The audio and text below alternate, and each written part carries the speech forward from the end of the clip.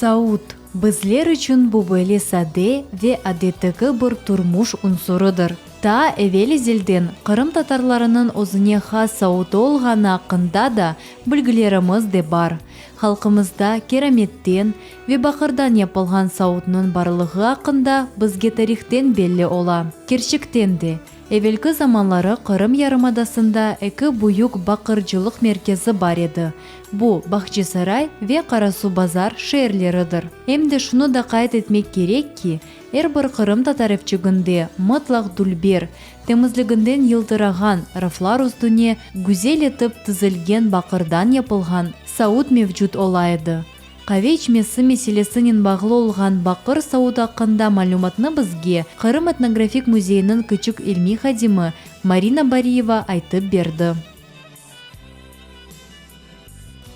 Что касается непосредственно посуды для подачи, для приготовления кофе, то ее также существует большое разнообразие. Когда кофе только появляется на территории полуострова, это приблизительно конец 17 века, он становится достаточно популярным напитком, завоевывают, скажем так, популярность очень быстро на территории полуострова. И отсюда возникает необходимость появления новой посуды, опять же, для приготовления и для подачи этого напитка. Появляются джезве, сосуды для варки кофе. Появляются сосуды и брыки, в которые кофе непосредственно переливали и подавали на стол. Маленькие филигранные зарфы, не только филигранные, надо отметить, что еще и чеканные, в различных техниках они могли изготавливаться. Зарфы, подставки для кофе, потому что кофе наливали в, допустим, керамическую маленькую кружку, и для того, чтобы не обжечь руки, ставили ее в подставку зарф. Конечно же, были кофемолки, в том числе медные, в которых кофе мололи. Но различные угощения, то есть тот же, например, сахар, варенье, могли подавать также в маленьких медных сосудах на высокой ножке. Да. Kırım Etnografik Müzeyinde taqdim etilgen Mozaika народов Крыма серлевалы экспозицияда bir çok Kırım tatarlarının kullanılgan abdest üçün gugum ve kumanlar, küçük ve balaban legenler de var eken.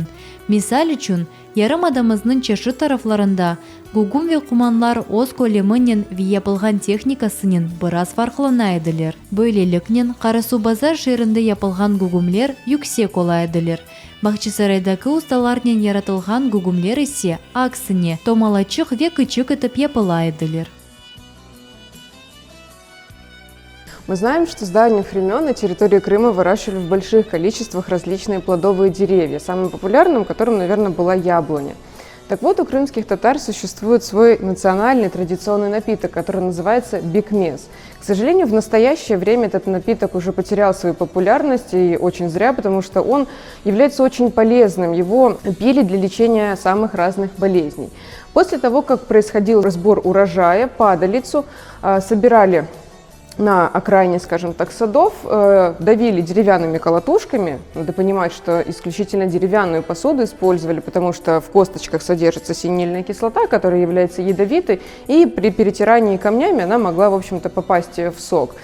Впоследствии сок варили. И вот тут интересно, что варили его в специальных медных луженых тазах, которые назывались леген. Варили, постоянно помешивая, также деревянной ложкой до загустения. Bilgenimiz gibi, bu bir vakitlari pek sık dargalgan ve her bir Kırım köşesinde kullanılgan bakır Saud'nun ustalары öz adetlerini unutmayıp, dede kartbabalarımızdan saklanıp gelgen bakırcı zanaatının vekilleri bugün Kırım toprağında var olup, bu güzel ve gerekli zanaatını saklap, güzelden güzel bakır Saudlarını yaratıp gelmektedir.